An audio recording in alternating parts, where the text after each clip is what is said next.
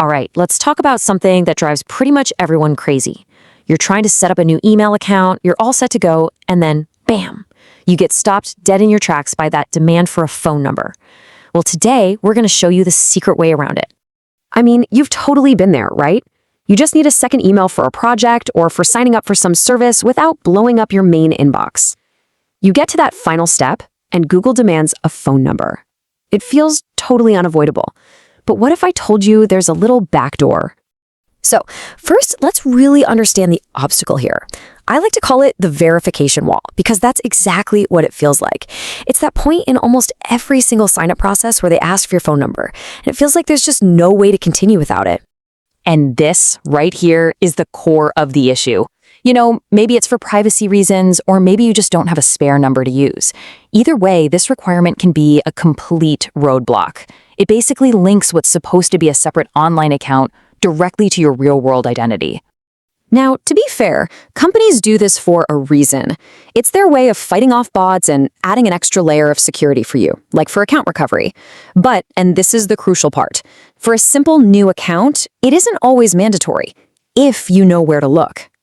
So, how do we get around that wall? Well, the answer isn't on Google's website. It's actually a hidden path, a little shortcut that's been right under our noses this whole time, and it all starts right on your phone. That's right. You don't need to download some sketchy app or use a weird third-party service. The key to creating a number-free Gmail account is already built right into your phone's operating system. You just have to know which door to open. Okay, you ready? Here are the first steps. Go ahead and grab your phone and follow along.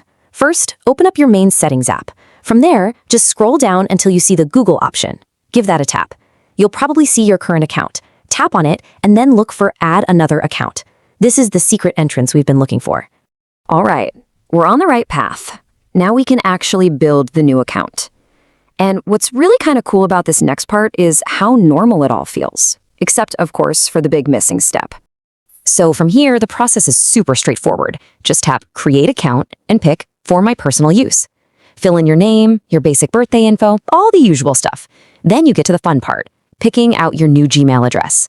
And finally, create a nice, strong password. But hang on, notice what you haven't been asked for? That's right, no phone number prompt anywhere.